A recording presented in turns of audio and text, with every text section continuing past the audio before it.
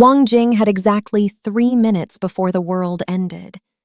The scent of sesame oil and cheap plastic from the delivery bag felt like a death sentence in the sterilized air of the private terminal. Her fingers, numb from the freezing rain that had lashed against her scooter all the way to the hangar, struggled to hold the pen. On the back of a grease-stained delivery slip, she scrawled 10 words that would either save a life or end hers. She shouldn't have been there. She should have dropped the food at the security gate and disappeared back into the neon fog of the city. But 180 seconds ago, crouched in the shadow of a fuel truck while trying to fix a loose strap on her thermal bag, she had seen a ghost. A man with a face identical to the man she was supposed to serve, Dojun Park, handing over a detonator to a man in a black tactical mask. Wang Jing approached the cabin door of the Gulfstream like a ghost walking into a furnace. Inside, the cabin was a sanctuary of hand-stitched leather and soft amber lighting. Dojun Park sat in a swivel seat, a glass of crystal-clear soju in one hand and a tablet in the other. He was a masterpiece of controlled violence. Even in a relaxed pose, he looked like a predator waiting for a reason to strike. He didn't look up as she set the bag on the mahogany side table. He didn't see the shadow of the sniper currently adjusting his scope on the hangar roof. Jing's heart hammered a frantic rhythm against her ribs as she leaned in, her hand brushing his as she slid the slip of paper into his palm. His grip tightened around her wrist, cold, heavy, and lethal. The silence in the cabin was brittle, like ice about to crack under a heavy boot. Dojun didn't look at the note immediately. He looked at her. His eyes were dark, reflective pools that seemed to weigh her entire existence in a single heartbeat. Then he looked down. The paper read, "Your twin brother sold you out. Adversaries are fast approaching."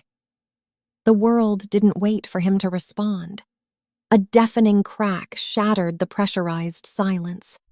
The window 6 inches from Dojun's head spiderwebbed, a jagged hole appearing in the reinforced glass.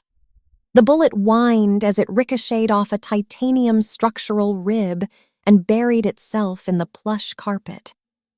Dojun didn't scream. He didn't even flinch.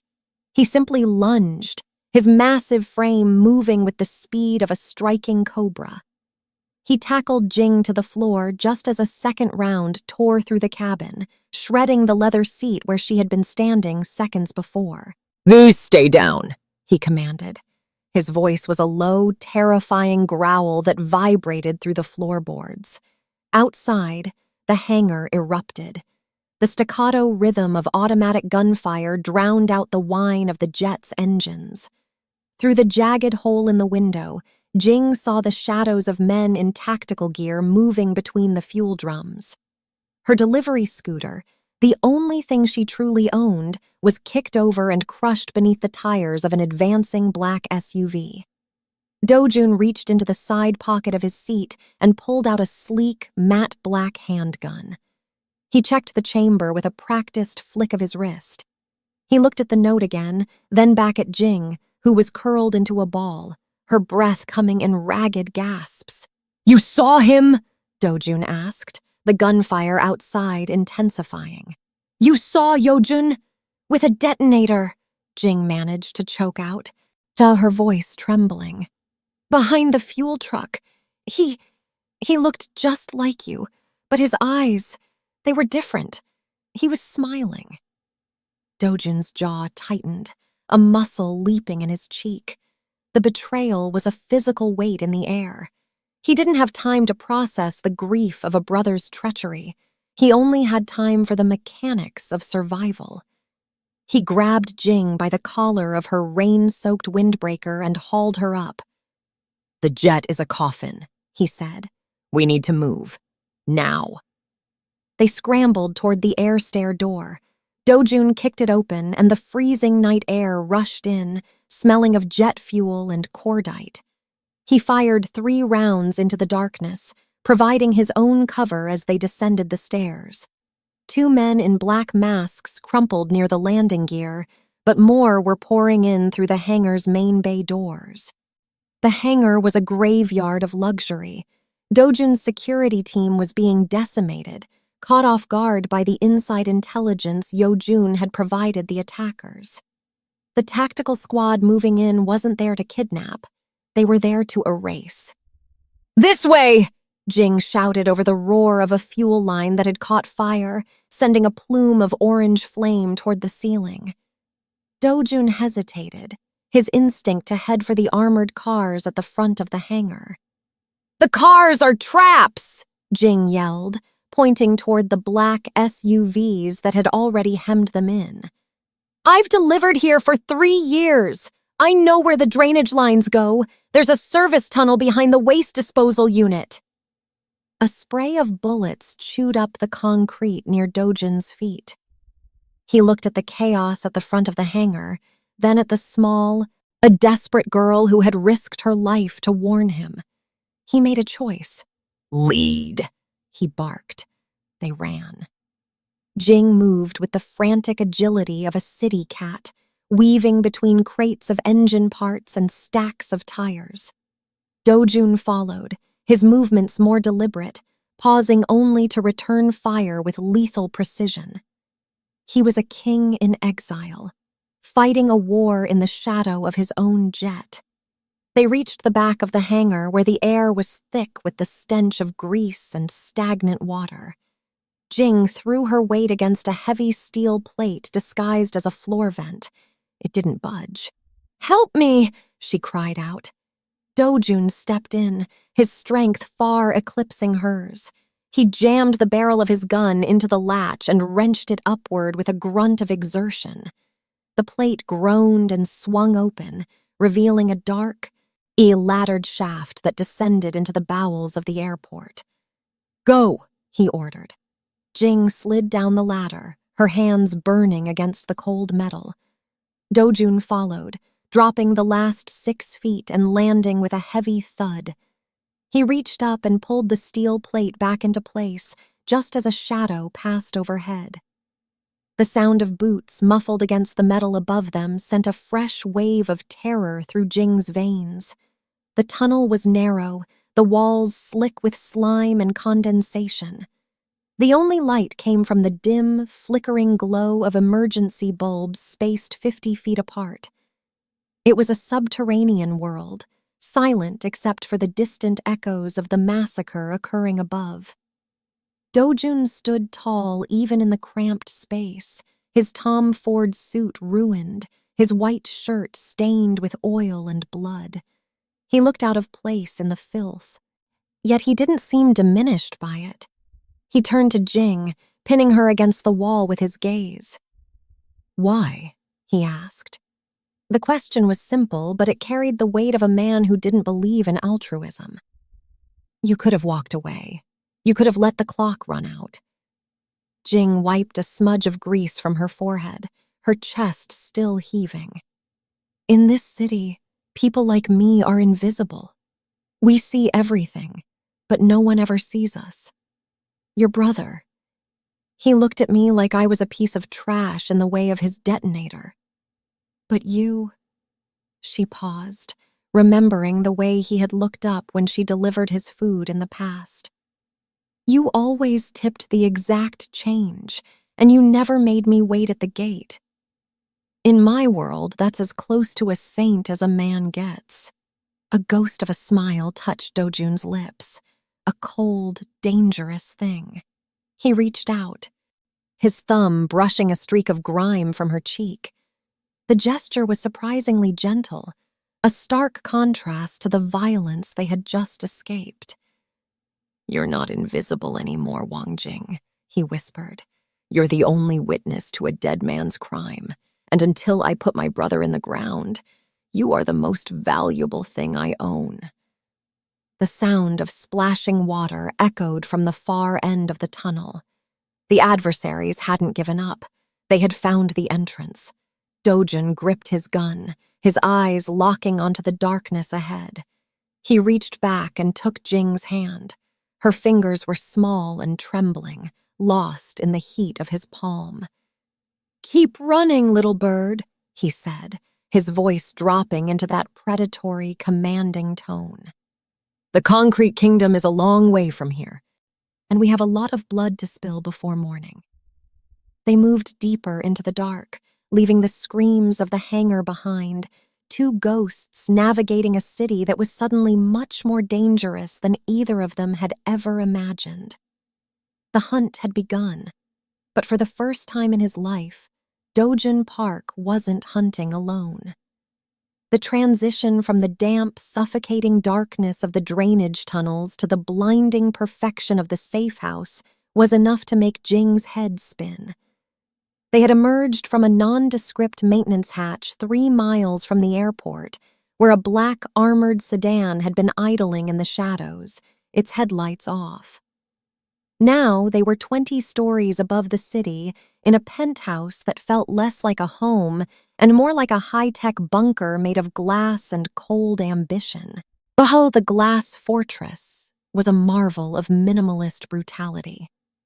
Every wall was reinforced, floor-to-ceiling smart glass that could turn opaque with a single command, and the air smelled faintly of ozone and expensive cologne. Dojun didn't offer her a seat. He didn't offer her a glass of water. He simply turned his back to her, shedding his ruined suit jacket and tossing it onto a white leather sofa that probably cost more than Jing's education.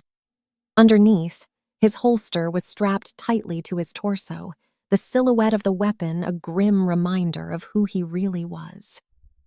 "Sit," he commanded, gesturing to a solitary chair in the center of the vast living area. Jing sat. She felt tiny in the expansive room, her rain-drenched delivery uniform dripping onto the polished marble floor. She watched him walk over to a wall that appeared solid but slid away to reveal a bank of monitors. High-definition feeds of the airport hangar, the city streets, and various perimeter cameras flickered to life. "My brother is a ghost," Dojun said, his voice dangerously calm as he tapped a sequence into a glass console. "He has spent 3 years in exile, erased from every database, every CCTV log. The men who attacked the hangar are professionals, mercenaries from the Seoul underworld.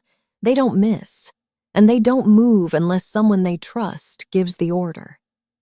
He turned around, leaning against the console, his arms crossed. The blue light from the screens cast sharp, jagged shadows across his face.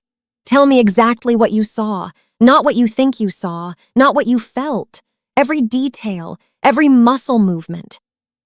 Jing swallowed hard, at her throat feeling like it was lined with sandpaper. "I told you. He was behind the fuel truck. He was wearing a suit exactly like yours, but he had a frantic energy. You're like a mountain, Mr. Park. Stable, cold. He was like a wildfire." Dojun's eyes narrowed. "Everyone says we are identical. Even our mother couldn't tell us apart in the dark. How did you know?" "The smile," Jing said, her voice gaining a sliver of strength. "He was holding the detonator like a toy. He looked at the jet, at your life, and he smiled like a kid about to open a gift. You don't smile like that. You don't really smile at all." Dojun was silent for a long moment, the only sound the low hum of the server racks hidden behind the walls. He stepped closer, his presence looming over her, radiating an intimidating heat. He reached out, not to touch her, but to grab a tablet from a side table.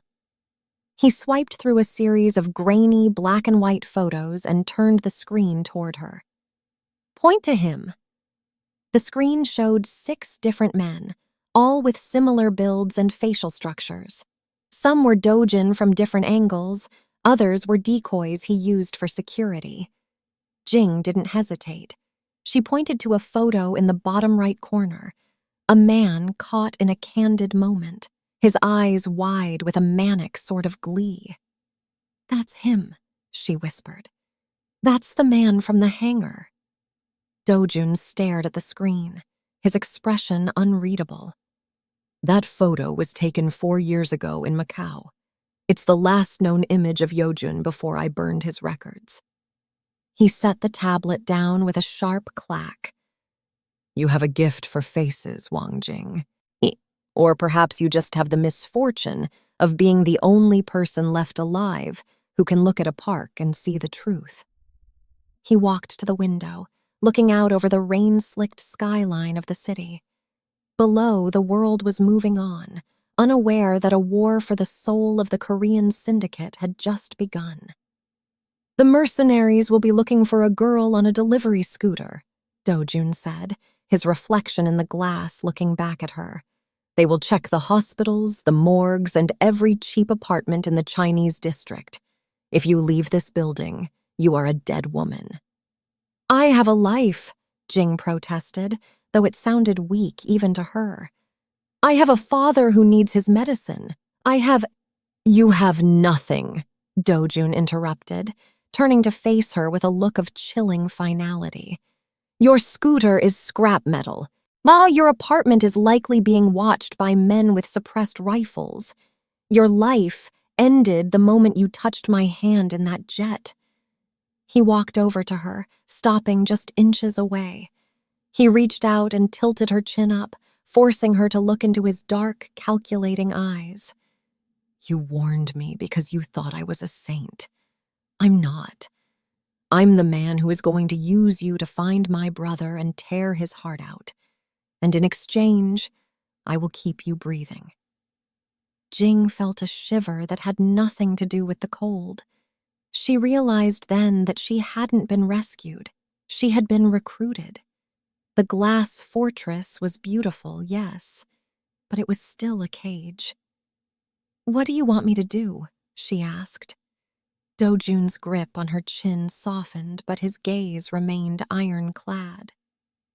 Dojun thinks he's won. He thinks I died in that hangar. We're going to let him believe that for a little while. We're going to watch him crawl out of his hole to claim my throne. And when he does, you're going to be the one to point him out in the crowd. He stepped back, reclaiming his space. There is a room down the hall. Clothes, food, a shower. Scrub the smell of the tunnels off you. Tomorrow, we start your transformation. You're no longer a delivery girl, Jing. You're the ghost that's going to help me haunt my brother. As Dojun walked away toward his private office, the glass walls of the penthouse began to darken, turning from transparent to a deep, impenetrable black. Jing stood alone in the center of the room, her reflection staring back at her from the high-tech walls. A girl who had started her night delivering dinner and ended it as the secret weapon of a mafia king. The war had moved from the hangar to the shadows, and she was right in the center of the crosshairs. The morning light that filtered through the smart glass of the penthouse was pale and clinical, stripped of its warmth by the polarized tinting. Jing had spent a restless night in a room that felt like a sensory deprivation chamber, all white linens and soundproofed walls. She had emerged wearing a silk robe Dojun's staff had left for her, feeling less like a guest and more like a ghost being prepped for a ritual. In the main living area, the bank of monitors was no longer showing security feeds. Instead, every screen was tuned to a different news outlet or private syndicate broadcast. Dojun stood in the center of the room, his back to her, perfectly still. He was dressed in a fresh charcoal suit, yet his silhouette sharp against the backdrop of the city he was rapidly losing. Look, he said, not needing to turn around to know she was there. Jing stepped forward, her bare feet silent on the marble. On the largest screen, a press conference was unfolding in front of the Park Group's headquarters. A man stepped up to the mahogany podium, flanked by the syndicate's most senior elders. He looked exactly like the man standing 3 feet away from her. He wore the same expression of cold authority, the same perfectly tailored fit, the same heavy signet ring on his pinky finger. But Jing's breath hitched. It was Dojun. He wasn't smiling today. He was wearing a mask of tragic resolve. My brother, Dojun, has fallen to the very darkness he claimed to fight. Dojun's voice rang out through the speakers, a perfect, a chilling mimicry of Dojun's baritone. Last night's attack at the hangar was not an attempt on our lives by rivals. It was a botched escape. Internal audits have revealed that Dojun has been laundering syndicate funds to Russian competitors. When he was confronted, he chose to burn it all down rather than face justice. Jing watched in horror as Dojun produced a digital folder of evidence, forged bank transfers, doctored surveillance footage of Dojun meeting with known enemies. It was a masterpiece of character assassination. Dojun Park is no longer the head of this family, Dojun continued, leaning into the microphones. He is a traitor to the blood and the brand. A bounty has been placed on his head. To those still loyal to his shadow, come into the light, or be buried with him. The screens then cut to a montage of Dojun's assets being seized. His private docks, his luxury hotels, even the hospital where Jing's father was being treated. Jing felt the floor tilt beneath her. They're taking the hospital, she whispered, her voice cracking. My father. They'll pull his care. Dojun finally turned to her. His face was a mask of granite, but his eyes were burning with a cold nuclear fire. He's moving faster than I anticipated. He didn't just want me dead. He wanted my legacy erased. By noon, every soldier in this city will be looking for me. By sunset, they'll be looking for you as the girl who helped the traitor escape. He walked toward her, the proximity of his anger vibrating in the air between them. Do you see it? Look at him on the screen, Jing. Tell me what's wrong with the picture. Jing forced herself to look back at the broadcast. Dojun was shaking hands with Elder Choi, the oldest and most traditional member of the council. To anyone else, it was a passing of the torch, but Jing watched the way Dojun's fingers gripped the old man's hand. He's too tight, Jing noted, her eyes narrowing. He's gripping the elder's hand like he's trying to crush it, not respect it. And his left shoulder, it's hitched higher than yours. He's tense because he's enjoying the lie too much. Dojun nodded slowly. The elders are old men who value optics over intuition. They see the face they recognize and the evidence they want to believe. They want stability, and Dojun is giving them a narrative that keeps the money flowing. They won't look for the hitch in his shoulder until it's too late. He walked to the console and tapped a command. A map of the city appeared, covered in red dots, locations that had already been compromised. We're being hunted by my own payroll, Dojun said. My bank accounts are frozen. My safe houses are being raided one by one. This penthouse is the only thing left because it's registered under a shell company Dojun hasn't found yet. But he will. What about my father? Jing grabbed Dojun's arm, her desperation overriding her fear of him. If Dojun controls the hospital, he controls his life. He'll use him to get to us. Dojun looked down at her hand on his sleeve, then back at her face. For a fleeting second, the coldness in his eyes flickered. Dojun doesn't know about your father yet. He thinks you're just a witness, a loose end. Oh, he doesn't realize you're the only person who can strip the mask off him in front of the council. He reached out, his hand hovering near her throat before settling on the back of her neck, a gesture that was half protective, half possessive. I have a private medical team moving to extract your father as we speak, Dojun said. But understand this, Jing. From this moment on, your father's life is tied to mine. If I fall, there is no one left to pay the doctors. If I lose this war, your father dies in a hallway. Does that make the stakes clear enough for you? Jing felt a cold weight settle in her chest. The invisible life she had lived was gone, replaced by a high-stakes gamble where her father's breath was the currency. She looked at the screen again, where Yojin was now being escorted into a black limousine, Dojun's limousine. He's taking everything, she said. He's taking the furniture, Dojun corrected, his voice dropping into a low, lethal purr. But he's forgotten that the Empire isn't the buildings or the cars. It's the fear.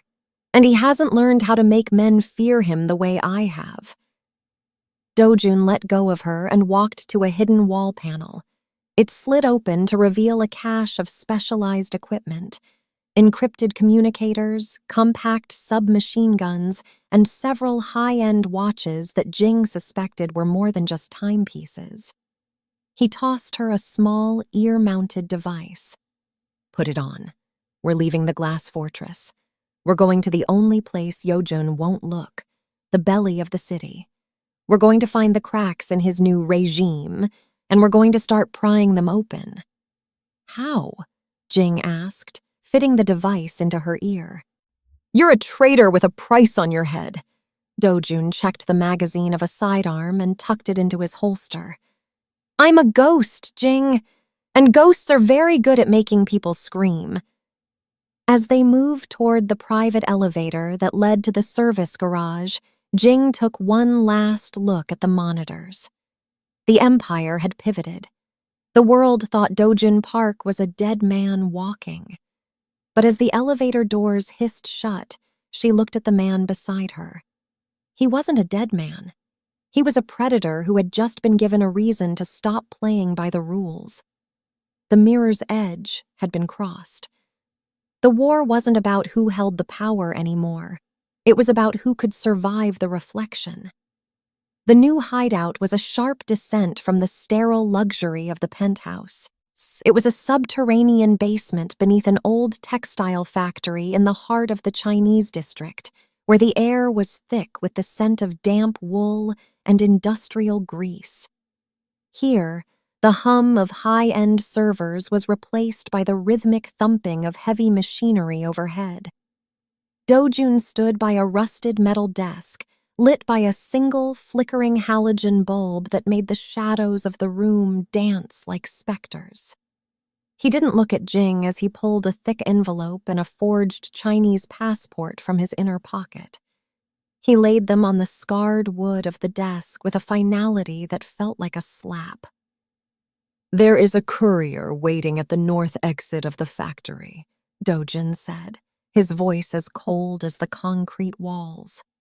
He will take you to a fishing boat in the harbor. By morning, you'll be halfway to Jeju. From there, all the passport will get you back to the mainland.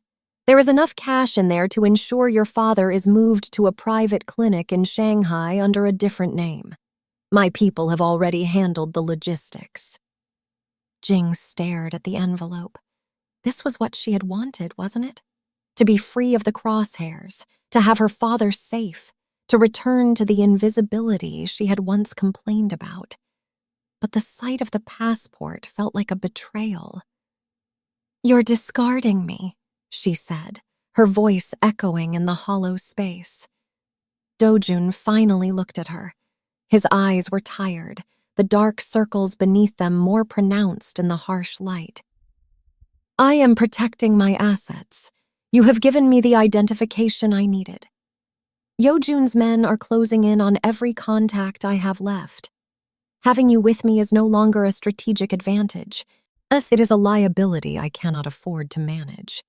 A liability, Jing repeated, a bitter laugh bubbling up in her throat. Is that all I am? A delivery that's been signed for and now you're throwing away the receipt? You are a civilian, Jing. You don't belong in the mud, Dojun snapped, stepping toward her until the heat of his anger radiated off his chest. I am a man with a target on my back and a brother who wants to wear my skin. If you stay, you will die. Not because of a mistake, but because that is how this world works. Take the money and go.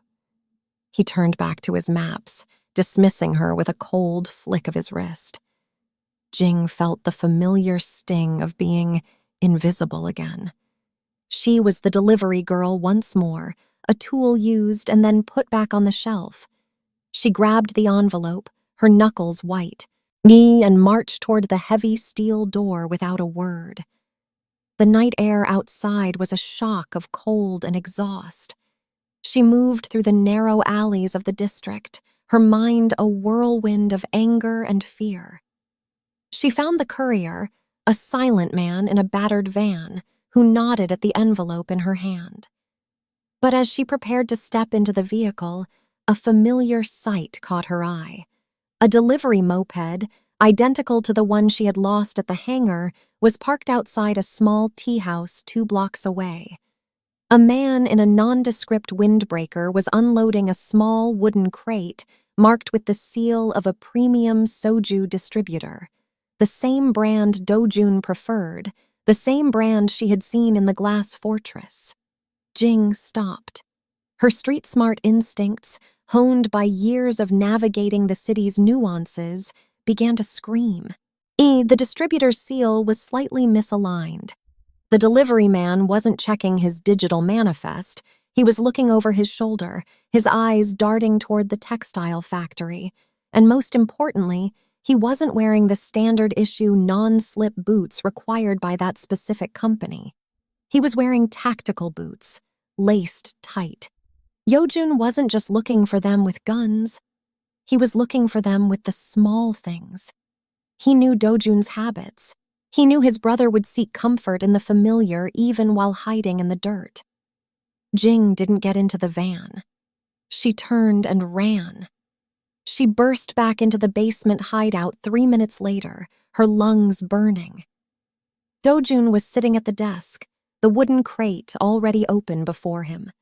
He had a small porcelain cup in his hand, the clear liquid shimmering under the halogen light. Yet he was seconds away from a ritual of numbing the pain of his brother's treachery. "Stop!" Jing screamed. Dojun froze, his hand halfway to his lips. He looked up, his expression shifting from surprise to a dangerous flash of irritation. "I told you to—" Jing didn't wait for him to finish. She lunged across the desk, her hand colliding with his wrist. The porcelain cup flew from his grip, shattering against the concrete floor. The liquid splashed across the stone, and almost instantly, a faint, acrid smoke began to rise. The clear soju began to hiss, eating away at the grime on the floor with chemical ferocity. Dojun stared at the floor, his face going deathly pale. The silence that followed was heavy, broken only by the sound of Jing's ragged breathing. "The seal!" she gasped, clutching the edge of the desk for support. So, the seal on the crate was wrong. The delivery man. He was wearing tactical boots. Yojun sent it. He knew you'd want a drink tonight. Dojun looked at the shattered porcelain, then at the liquid that would have liquefied his internal organs within minutes. He slowly stood up, his gaze fixing on Jing with an intensity that felt like it was stripping her bare. "You were gone," he whispered, the coldness in his voice replaced by something fractured and raw. "You had the money. You had the passport. You were safe." "I told you," Jing said, her voice steadying as she met his eyes. "In my world, loyalty isn't something you buy with a tip. You've been paying for everyone's loyalty your whole life, Dojun. Your brother, your guards, your elders. You think everything is a transaction." She stepped closer, at her shadow overlapping with his on the damp floor. "But I didn't come back because of the money in that envelope. I came back because I'm the only one who sees you. Not the boss, not the traitor, just the man. And I'm not leaving until we finish this." Dojun reached out, his hand trembling almost imperceptibly as he gripped her shoulder. It wasn't the grip of a captor anymore. It was the grip of a man who had finally found something solid in a world of shifting mirrors. He realized then that he had underestimated the girl from the streets. He had tried to treat her like a disposable asset, but she had proven to be the only real thing in his life. He tried to kill me with a drink, Dojun said, his voice dropping into a low, terrifying register. He's grown impatient. That means he's making mistakes. He looked at the door, his mind already spinning a new web of retaliation. He looked back at Jing, and for the first time, he didn't look at her like a liability. He looked at her like a partner. "If you stay," he warned, his thumb brushing against the fabric of her jacket, "there is no second passport, no second chance to run. You will be at my side when I face him, and if he wins, they will kill you slowly just to make me watch." Jing reached up, placing her hand over his. Her skin was warm against his cold, lethal palm. "Then we'd better make sure he doesn't win." Dojun nodded, a grim, dark resolve settling over him.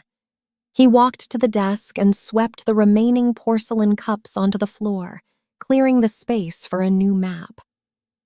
"The delivery man," Dojun said. "Was he still outside?" "He was waiting for the signal," Jing replied. "Good," Dojun said, a predatory smile finally touching his lips. "We're going to give him one, but it won't be the one he's expecting." The dynamic in the room had shifted irrevocably. The disposable girl was gone, replaced by a woman who had looked at death and chosen to stay for the man beside it. They were no longer a boss and a witness. They were two survivors in a basement, preparing to set the city on fire. The transformation was as painful as it was beautiful. In the dimly lit back room of a high-end atelier owned by one of Dojun's few remaining loyalists, Jing stared at the stranger in the mirror. Gone was the oversized windbreaker and the smell of cheap exhaust. In its place was a floor-length gown of midnight blue silk that clung to her like a second skin, the fabric so fine it felt like a whisper of cold water. Her hair, usually tucked into a helmet or a messy bun, was swept up into a sleek, sharp arrangement that exposed the vulnerable line of her throat. Dojun stood behind her, his reflection a stark contrast in a charcoal tuxedo. He didn't look at the dress. He looked at her eyes. He reached forward, his large hand resting briefly on her bare shoulder. The heat of his palm sent a jolt through her, a reminder of the basement and the poisoned cup. "Tonight is the Seoul Heritage Gala," Dojun said, his voice a low vibration near her ear. "Yojun will be there to solidify his claim. He's invited the council, the press, and the city's elite to watch him step into my shoes. He will be surrounded by security, and he will be using decoys." 3 men, identical in build and dress, moving in a choreographed loop. To the world, it's a show of power. To us, it's a shell game. He handed her a small, elegant clutch. Inside, nestled against the velvet lining, was a compact earpiece and a high-frequency transmitter. "You will be on the mezzanine. You are the only one who can distinguish the wolf from the mountain. If you point to the wrong man, my life ends. If you wait too long, the assassin Yojun has hired to finish off the traitor, the real me, will find his mark." Jing took a breath, the corset of the dress forcing her to stand with a regal posture she didn't feel. "How will I know where you are?" "I'll be the one in the shadows," Dojun replied, his gaze hardening. "Now go. Remember, Jing, you aren't a delivery girl tonight. You are the eye of the storm." The gala was a sea of light, champagne, and treachery. The grand ballroom was a masterpiece of neoclassical architecture, filled with the murmur of the elite who had already begun to pivot their loyalties to the new park. Jing moved through the crowd, her heart a frantic bird in a silk cage. She felt the weight of the earpiece, the silent connection to Dojun who was somewhere in the rafters or behind the heavy velvet curtains. She reached the mezzanine, her hand gripping the marble railing until her knuckles turned white. Below, the doors swung open, and the room fell into a hushed, expectant silence. 4 men walked in. They were a terrifying sight. 4 versions of Dojun Park, dressed in identical black tuxedos, moving with the same measured stride. They fanned out across the floor, engaging in polite conversation with different clusters of elders. From this height, the illusion was perfect. The height, the hair, the sharp angle of the jaw, it was a hall of mirrors come to life. "I see them," Jing whispered into the hidden mic in her collar. "Identify." Dojun's voice crackled in her ear, tight with the strain of staying hidden. "1 is Yojun, 2 are decoys, 1 is the assassin's target. He's waiting for the toast to fire." Jing's eyes darted between the figures. She looked for the hitch in the shoulder. She looked for the manic energy. The first man, near the champagne fountain, was laughing. It was a deep, resonant sound, but his eyes were constantly scanning the exits. Decoy, Jing thought. Too alert. Dojun doesn't look for exits. He owns the room. The second man was speaking to Elder Choi. He was stiff, his movements almost robotic. Decoy, she decided. He's playing a role, not living a life. That left 2. 1 stood near the podium, preparing for the speech. The other was standing by the glass doors leading to the balcony, looking out over the city with a glass of soju in his hand. The man at the podium turned to the crowd, a smile spreading across his face.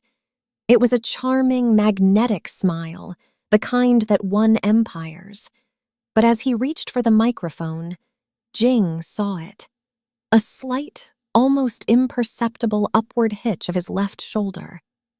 And the smile, it didn't reach his eyes. His eyes were wide, glittering with the same frantic glee she had seen behind the fuel truck at the hangar. "The podium," Jing hissed. "The man at the podium is Yojun." "Are you sure?" Dojun's voice was a ghost in her ear. "Yes, he's enjoying it too much. He looks like a child playing with a stolen toy." "But wait," Jing's gaze shifted to the man by the balcony. He was standing perfectly still, all his back to the room. A waiter was approaching him, a tray in one hand and his other hand tucked suspiciously under a white linen napkin. In the rafters above the balcony, a red laser dot flickered, dancing across the man's shoulder blades. "The balcony!" Jing nearly shouted. "The man by the balcony is the target. The assassin is in the north gallery, 2nd level. The waiter is the backup." "Copy," Dojun whispered. The next 10 seconds happened in a blur of motion. The man at the balcony, the 3rd decoy, began to turn. At the same moment, the waiter lunged. Suddenly, a shadow dropped from the velvet curtains behind the balcony. It was Dojun. He didn't move like a man in a tuxedo. He moved like a force of nature. He intercepted the waiter mid-stride, and his hand locking around the man's throat and slamming him into a marble pillar with a sickening thud. The red laser dot shifted, searching for Dojun's head. "Move!" Jing cried out. Dojun didn't run. He grabbed the 3rd decoy, a loyal soldier who had volunteered for the role, and shoved him toward the safety of the interior. A shot rang out, muffled by a suppressor, shattering the glass door where Dojun had been standing a split second before. The ballroom erupted in screams. The music cut out, replaced by the frantic shuffling of the elite. On the podium, Yojun's mask of calm shattered. He looked toward the balcony, his eyes widening as he saw his brother, the man he had declared dead, standing in the center of the chaos, draped in the light of the shattered glass. Dojun looked up at the mezzanine, his eyes finding Jing through the crowd. For a heartbeat, the world stopped. He raised a hand, a silent acknowledgement of her precision. "Security! Seize the traitor!" Dojun screamed into the microphone, his voice cracking, revealing the frantic fire beneath. But the elders were hesitating. They looked at the man on the podium, red-faced and screaming, and then at the man on the balcony, who stood in the crosshairs with a terrifying, icy composure. The tell Jing had identified was now visible to everyone. The dignity of the park throne wasn't on the podium, it was standing in the wreckage of the balcony. "The game is over, Dojun," Dojun's voice boomed, projecting without the need for a microphone. Soldiers in the park livery began to move, but they weren't moving toward Dojun. They were splitting, their loyalties fracturing in real time as they looked between the two brothers. "We need to go," Dojun's voice came through the earpiece. "The assassin will regroup. Get to the service stairs, Jing. Now!" Jing didn't wait. She turned, her silk gown rustling like a warning as she sprinted toward the back of the mezzanine. She had identified the wolf, but the pack was now in total disarray. As she descended the stairs, she realized that the identity crisis wasn't just about the brothers anymore. It was about the entire empire. And she was the one who had pulled the thread that was unraveling it all. The mountain estate was a fortress of cedar and stone, perched on a jagged ridge where the mist clung to the trees like a shroud. Far below, the lights of the city flickered like dying embers, but up here, the air was thin, cold, and silent. Following the chaos of the gala, the drive had been a silent blur of speed and adrenaline. Now, as the sun began to bleed a bruised purple over the horizon, the reality of their situation settled into the marrow of Jing's bones. She stood in the center of a wide, minimalist hall, still wearing the midnight blue silk gown. The hem was frayed and stained with the grime of the service stairs, a visual metaphor for her shattered life. Dojun stood by the floor-to-ceiling windows, his tuxedo jacket discarded, his white shirt unbuttoned at the collar. He looked at her not with the pity she expected, but with a cold, calculating scrutiny. "You have the eyes of a survivor, Jing," he said, his voice echoing against the stone walls. "But in the world we are entering, surviving isn't enough. You identified the wolf, but you don't yet know how to kill him. And Dojun will not miss a second time." He walked toward her, his footsteps heavy and deliberate. "You were a ghost in the streets because you were small. To survive the park syndicate, you must become a ghost because you are too dangerous to look at directly. From this moment, the delivery girl is dead. You are being forged into something else." The training began not with a gun, but with a book. For the first 3 days, Dojun was a ghost of a different kind. A relentless shadow that corrected the tilt of her chin and the length of her stride. He forced her to walk across the polished hardwood with a stack of heavy volumes balanced on her head, her feet cramped into 4-inch stilettos that felt like instruments of torture. "High society is a battlefield of posture," Dojun barked as she stumbled for the 10th time. "If you look like you're trying to fit in, they will devour you. You must move as if you already own the room and are merely deciding whether or not to burn it down. Lower your shoulders. Breathe from your diaphragm. When you speak, speak as if your words are a favor you are granting them." He stood behind her, his hands firm as he adjusted her waist, forcing her spine into a rigid, elegant line. The proximity was electric, a strange, tense intimacy born of shared survival. Jing could smell the sandalwood of his skin, feel the heat radiating from his chest against her back. "Again," he commanded, his voice a low vibration near her ear. By the 4th day, the silk was replaced by tactical black. They moved to the sub-basement, a soundproofed chamber that smelled of gun oil and recycled air. A row of paper targets hung at the far end, at their blank faces mocking her. Dojun placed a matte black handgun on the table between them. It looked heavy, ugly, and final. "The etiquette is your armor," he said, nodding toward the weapon. "This is your reach. Yojin uses mirrors and decoys because he is a coward. He fears the directness of a bullet. You will not have the luxury of a second shot." Jing picked up the gun. Her hand shook, the cold metal biting into her palm. She remembered the hiss of the poisoned soju on the floor, the red laser dot on the decoy's back. The fear was a cold knot in her stomach, but beneath it, a new, sharper emotion was beginning to take root, a craving for agency. "Feet shoulder-width apart," Dojun instructed, stepping into her space. He reached around her, his large hands covering hers, guiding her grip on the textured polymer. Don't fight the recoil. Anticipate it. Become part of the machine." He was so close, she could feel the steady beat of his heart against her shoulder blade. It was a rhythmic, ironclad sound that gave her a strange sense of grounding. "Squeeze," he whispered. "Don't pull. Squeeze like you're whispering a secret." The first shot was a deafening roar that vibrated through her teeth. The recoil sent a jolt of pain up her arm, and the bullet went wide, buried in the reinforced rubber of the wall. "Again," Dojun said, his voice devoid of frustration. They stayed in the basement for hours. Jing's ears rang, and her arms grew leaden with fatigue, but she refused to stop. She thought of her father, trapped in a medical bed while his life was bartered by monsters. She thought of the way Yojun had smiled at the detonator.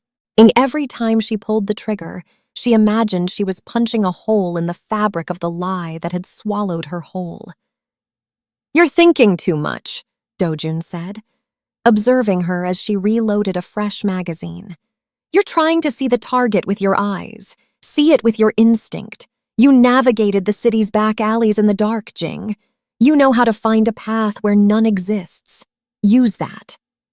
He walked to the control panel and dimmed the lights until the room was bathed in a murky, red emergency glow.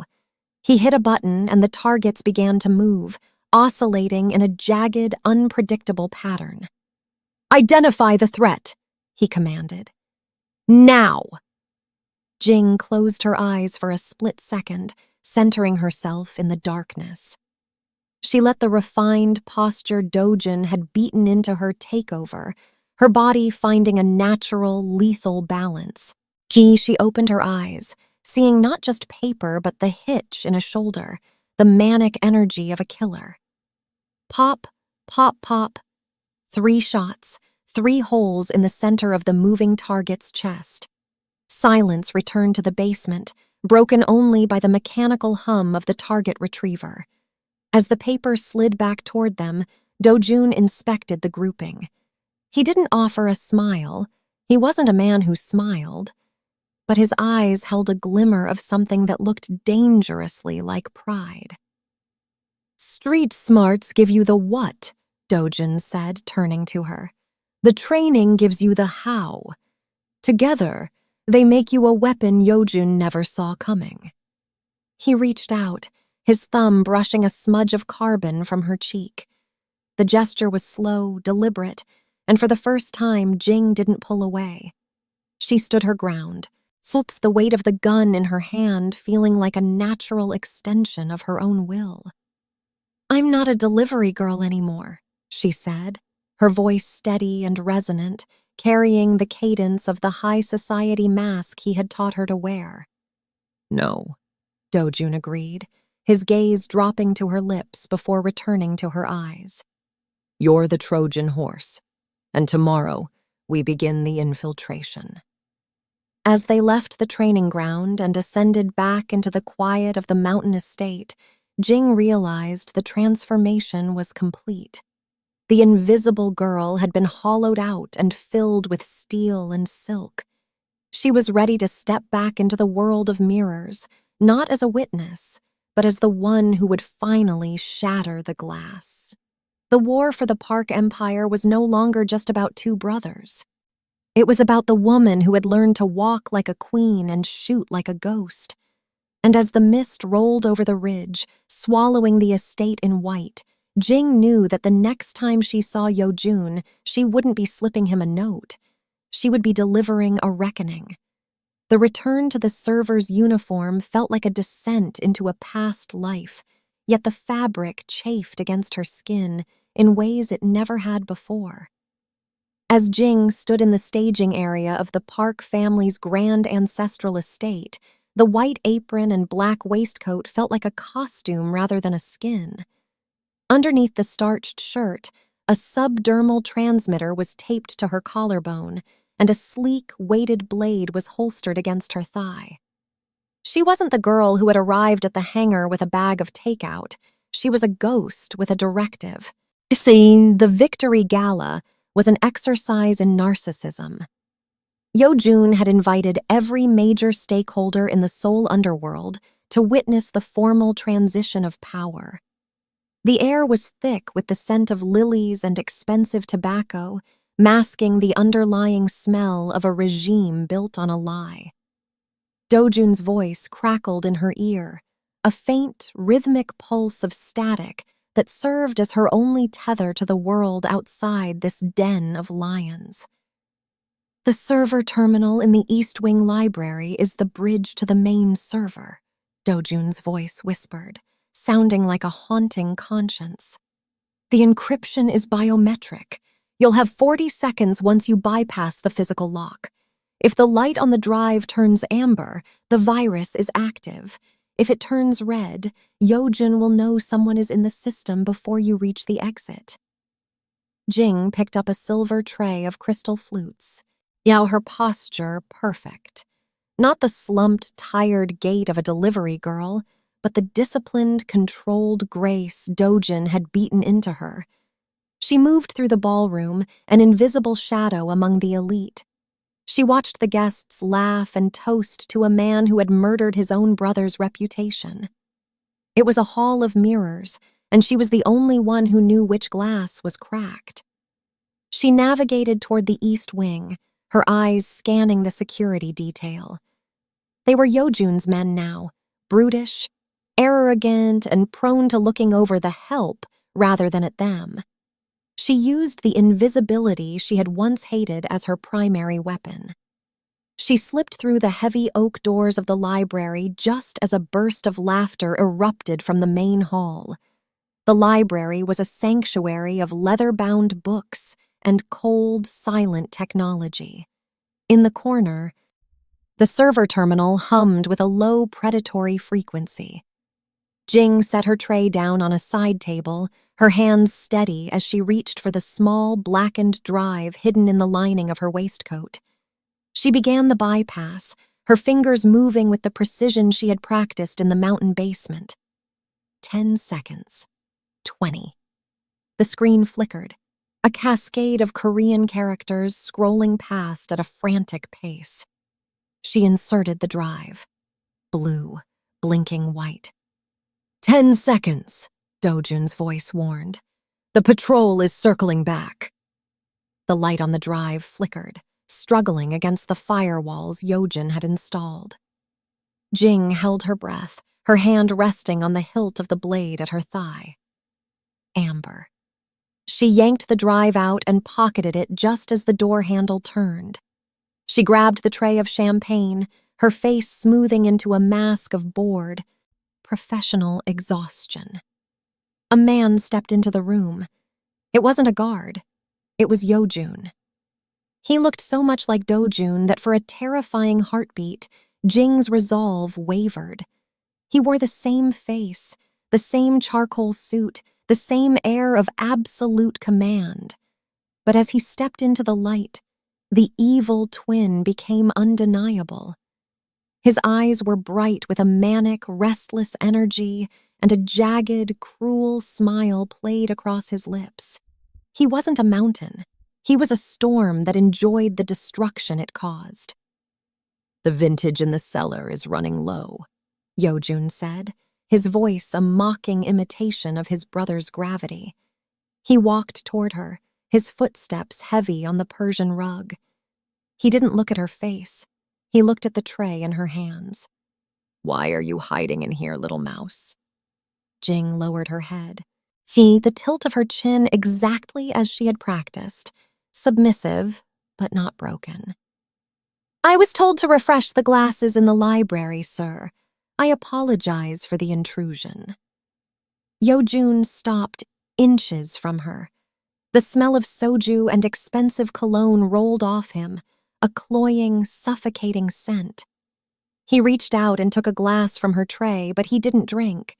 Instead, he tilted the glass, letting the expensive liquid pour slowly onto the toe of her shoe. You look familiar, Dojun mused, his eyes finally drifting up to her face. He reached out, his fingers catching the hair at her temple and tucking it behind her ear with a roughness that made her skin crawl. A ghost from the hangar, perhaps? Or just another disposable thing Dojun left behind? Jing didn't flinch. She met his gaze, and for a second, she let him see the steel he hadn't expected. I'm just a server, sir. Dojun's smile widened, becoming something jagged and truly predatory. He leaned in, his breath hot against her ear. My brother always had a weakness for the invisible ones. He thought there was honor in protecting the small. I think there's only sport in crushing them. He squeezed her shoulder, his grip tightening until she felt the bone groan beneath his palm. He wasn't looking for a traitor. He was simply enjoying the power to hurt someone who couldn't fight back. In that moment, the evil twin wasn't just a political adversary. He was a monster. The difference between the brothers was no longer about a hitch in a shoulder or a tone of voice. It was the presence of a soul. Dojun was a man who chose to be a predator. Dojun was a predator who pretended to be a man. Get out! Dojun hissed, and shoving her towards the door. And tell the kitchen I want the good stuff. If I see another drop of this swill, I'll start shooting the staff until someone finds the right bottle. Jing stumbled back, her tray clattering against her hip, but she didn't lose her footing. She bowed her head one last time and hurried out of the library, the weight of the amber-lit drive in her pocket feeling like a live grenade. As she re-entered the ballroom, her heart was hammering a frantic rhythm against her ribs. She moved through the crowd, past the elders and the mercenaries, until she reached the service entrance. She slipped out into the cold night air, the silence of the gardens a deafening contrast to the madness inside. I'm out, she whispered into the mic. The virus is planted, but Dojun... I heard. Dojun's voice came through, a darker and more lethal than she had ever heard it. I heard everything. Jing leaned against the stone wall of the estate, her legs finally shaking. She looked at her hand, the hand that had almost drawn the blade on the man who ruled the city. She realized then that the lion's den wasn't just the estate. It was the world Dojun wanted to build. A world where people like her were only there to be crushed for sport. He's not you, Jing said, her voice trembling with a mixture of rage and relief. He's nothing like you. No, Dojun replied, the sound of a hammer being cocked back audible over the line. And that is why he won't survive the night. The Trojan horse had delivered its payload. The virus was eating through Dojun's network, stripping away his digital armor, and Jing had looked the devil in the eye and survived. As she moved toward the extraction point, she knew the time for training was over. The war for the Park Empire had just moved into its final, bloodiest phase, and she was no longer just the girl who saw the truth. She was the one who was going to help Dojun burn the lie to the ground. The Park family estate was a labyrinth of shadows even before the lights died. Following the virus's silent crawl through the mainframe, the ancestral home, a sprawling complex of dark wood and modern glass, began to fail. First, the security cameras went blind, their red status lights blinking out like dying embers. Then the rhythmic hum of the climate control ceased, leaving a heavy, expectant silence. Finally, the grand chandeliers of the great hall flickered and plunged the room into a deep, suffocating obsidian. A Jing moved through the darkness with a predator's grace. The high society etiquette Dojun had beaten into her gave her the balance. The street-smart instincts of a delivery girl gave her the navigation. In her ear, the comms unit was silent. The jammer she had activated alongside the virus had cut all signals. She was alone in the geek with two identical monsters. The emergency red lights kicked in, bathing the great hall in a hellish crimson glow. The air smelled of ozone and the metallic tang of blood. At the far end of the hall, near the obsidian-topped table that served as the family's altar of power, two figures were locked in a brutal struggle. They were indistinguishable. Both wore the same charcoal tuxedo, both had the same razor-sharp haircut, and in the flickering red light, their faces were identical maps of rage and desperation. They moved with the same trained precision, a macabre dance of mirrors where every punch was parried by its own reflection. Jing raised the matte black handgun. Her feet were shoulder-width apart, her spine a rigid line of steel. She didn't fight the weight of the weapon, she became part of it. "Stop!" her voice rang out, no longer a whisper but a command that filled the vaulted space. The two men broke apart, staggering back. They were both heaving, their white shirts stained with blood and sweat. They turned to her simultaneously. "Jing! It's me!" the man on the left shouted, his voice the deep, authoritative baritone she knew so well. He stepped toward her, his hand reaching out. He's trying to confuse you. Look at me. Well, I'm Dojun. Don't listen to him, the man on the right snarled, his eyes wide and frantic. He's the twin who sold us out. I brought you to the estate. I trained you. Jing, shoot him before he kills us both. The twin paradox was perfect. Yojun had spent years studying his brother's cadence, his movements, his very soul. In the chaos of the blackout, under the distorting wash of the red emergency lights, the identity of the Park Empire was a coin spinning on its edge. Jing's gaze darted between them. The man on the left looked at her with a desperate intensity, his jaw tight. The man on the right looked at her with an urgent, commanding heat. Both knew her name. Both knew the secrets of the mountain estate. Both claimed the throne. "The delivery girl is dead," Jing said, her voice icy and resonant. "Dojun told me that." "Oh, which one of you said it?" "I did," both men answered in unison. The man on the left took another step forward. "Remember the soju, Jing. The basement. I told you that you weren't invisible anymore." The man on the right countered immediately. "I told you that you were the only witness who could see the truth. I saved you from the hangar." Jing felt the world tilting. The logic of the training was failing.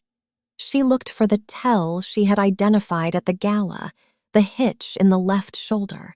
But both men were bruised, their shoulders hunched from the fight.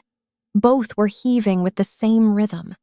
She lowered the gun slightly, her mind racing back to the training in the basement. "Don't look with your eyes. See with your instinct." "Dojun," she said softly, "the first time I slipped you the note." "What did you do?" The man on the left hesitated for a fraction of a second. "I tackled you. I saved you from the sniper." The man on the right nodded fervently. "I broke your wrist in my grip because I thought you were an assassin. I was cold, heavy, and lethal. You said it yourself." Jing's finger tightened on the trigger. She remembered the heat of Dojun's palm against hers. She remembered the way he looked at her when he thought she was a liability versus when he realized she was a partner. She looked at the man on the right. He was standing with his chest puffed out, a defiant, regal posture that screamed of the park authority. He looked like the mountain Dojun claimed to be. Then she looked at the man on the left. He was slightly more slumped, his breathing more labored, but as his eyes met hers, he didn't look at her like a tool or a weapon. He looked at her with a strange, quiet acceptance. And then she saw it. The man on the right, in his effort to project the perfect image of his brother's strength, was holding himself with a rigid, manic perfection. But as the silence stretched, his left hand, partially hidden by his side, began to twitch. It wasn't a tremor of fatigue. It was a rhythmic, restless drumming of fingers against his thigh. A predatory, impatient rhythm. It was the same rhythm Yojin had used at the library when he poured champagne on her shoe. It was the sport of the predator who couldn't stand to wait for the kill. But there was something else. The man on the left, the one who looked more beaten, was standing with his feet shoulder-width apart, the exact tactical stance he had taught her. Yet he wasn't trying to look like a king, he was preparing for a second shot. "Jing, what are you waiting for?" The man on the right, the one with the drumming fingers, demanded, his voice rising in that sharp, frantic pitch she had heard at the gala. "Shoot the traitor!" The man on the left said nothing. He simply watched her, his silence a heavy, grounding weight. Jing's gaze locked onto the man on the right.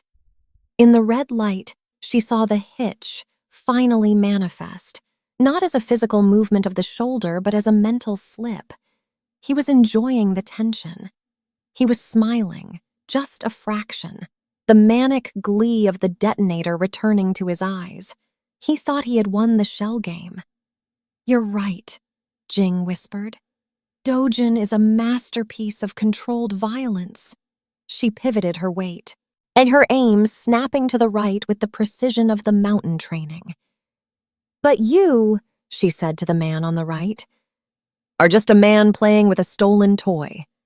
Pop, pop, 2 shots, precise, final. The man on the right gasped, his eyes widening as the manic energy vanished, replaced by a cold, hollow shock. He staggered back, his hand clutching his chest as he hit the obsidian table. He looked at his brother one last time, a reflection of the death he had tried to deliver, before sliding to the floor. The tell was silenced. The drumming fingers went still.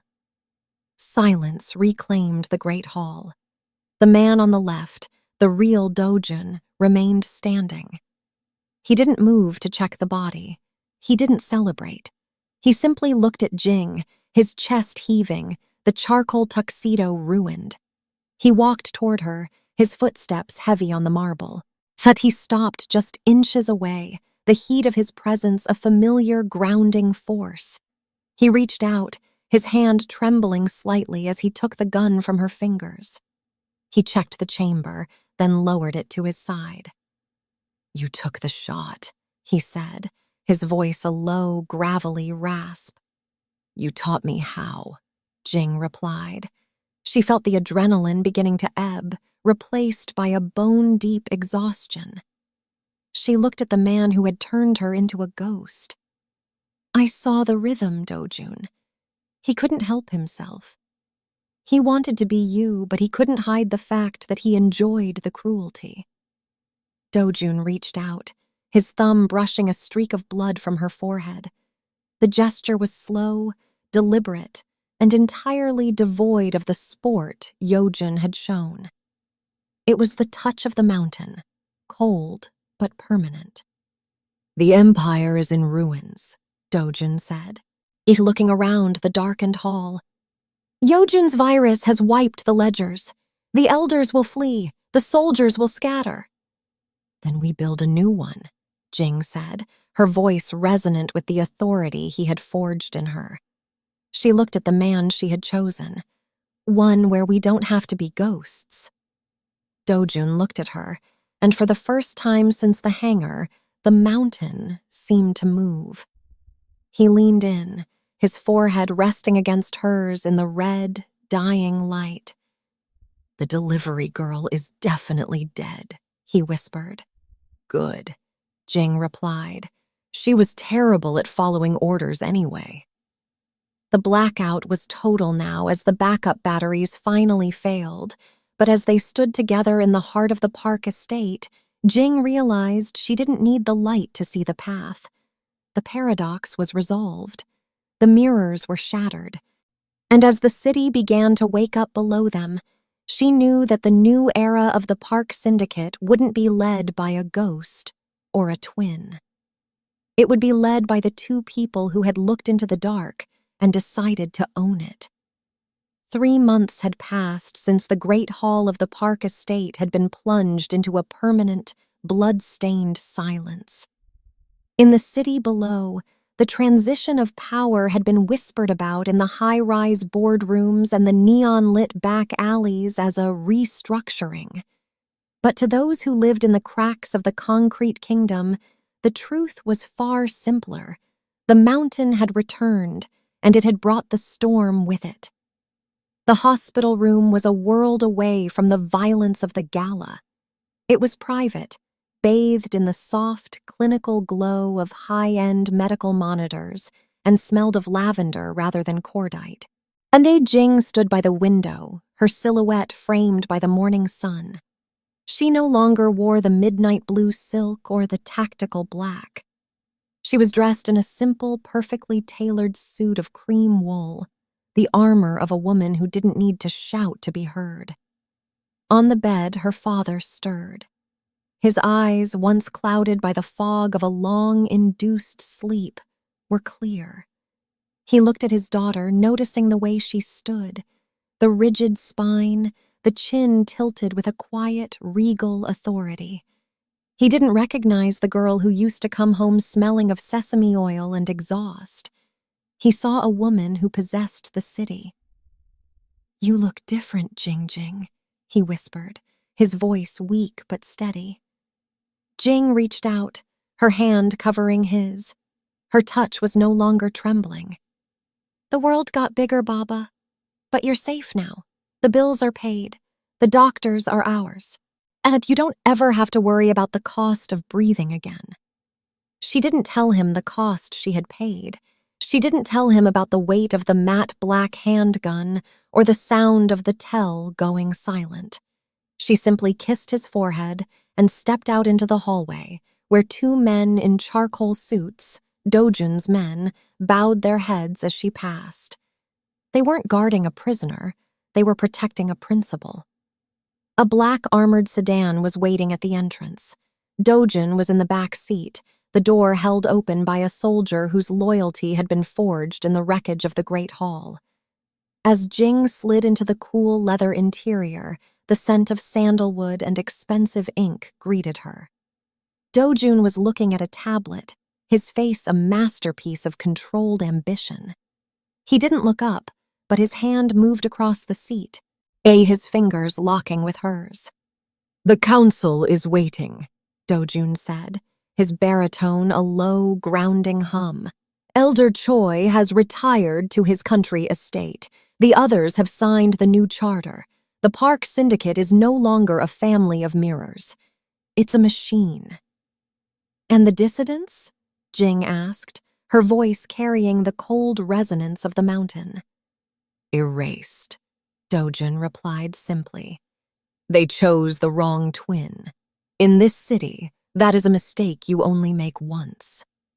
He finally looked at her, his dark eyes reflecting the light of the passing city. He reached out, his thumb brushing the gold band on her finger, not a wedding ring, but a signet of the new order. "You've been busy, silent partner. The intelligence you pulled from Yojun's network has allowed us to absorb 3 rival shipping lines by breakfast. The delivery girl's knowledge of the invisible routes is proving more valuable than 1,000 soldiers." "I told you," Jing said, a small, dangerous smile touching her lips. "People only see what they expect to see. They expect a mafia king. They don't expect the girl who knows exactly which service elevator leads to the vault." The car pulled up to the Park Group headquarters, a monolith of glass and steel that pierced the clouds. As they stepped out, the press was there, kept back by a wall of security. The world saw Dojun Park, the survivor of a tragic family betrayal, returning to his throne. But Jing moved beside him, not a step behind, but an equal force. She was the architect of his survival, the one who had seen the tell and fired the shots that ended the paradox. They entered the boardroom, a space of mahogany and silence. The remaining elders stood as one, their faces masks of fear and grudging respect. They looked at Dojun, then their eyes shifted to the woman at his side. They saw the grace of the elite and the hardness of the streets. They saw the woman who had identified the wolf. Dojun took his seat at the head of the table, but he didn't speak. He looked to Jing. She stepped forward, leaning her hands on the polished wood. She didn't need a note to deliver this message. "The old ways are dead," she said, her gaze sweeping the room until every man there lowered his eyes. "We aren't interested in your traditions or your excuses. We are interested in the future. From this moment on, the Park Empire operates in the shadows and the light simultaneously. If you move against us, you won't see the blow coming. You won't hear the shot. You will simply disappear into the noise of the city." The silence that followed was absolute. It was the silence of a kingdom that had finally found its true rulers. Hours later, as the sun set over Seoul, Jing and Dojun stood on the balcony of the penthouse. The glass fortress had been rebuilt, but the walls remained opaque, a sanctuary of their own making. The city below was a carpet of lights, a sprawling organism they now commanded. Dojun stood behind her, his arms wrapping around her waist, his chin resting on her shoulder. 3 months ago, you were counting seconds in a hangar, he whispered. And now I'm counting empires, Jing replied, leaning back into his heat. She looked at her reflection in the glass, the woman in the cream suit, the woman with the steady hand. She thought of the note she had scrawled on the back of a delivery slip. "Your twin brother sold you out. Adversaries are fast approaching." The adversaries had arrived, and they had been dismantled. The brother was gone. And in the vacuum of that violence, something new had grown, a partnership born of fire and forged in the dark. "What's next?" she asked. Dojun turned her in his arms, his eyes locking onto hers with a dark, electric intensity. "Whatever we want, Jing. The city is our delivery. We're just deciding what to take first." He leaned in, his lips meeting hers in a kiss that tasted of victory and the cold, high-altitude air of the summit. The delivery girl was dead, the ghost had found a home, and the silent partner was ready to rule. The reign of the Park Empire had begun, and for the first time in history, but the mountain wasn't standing alone. As the lights of Seoul pulsed like a heartbeat below them, Jing knew that they were no longer looking for a path. They were the path, and in the concrete kingdom, that was the only truth that mattered.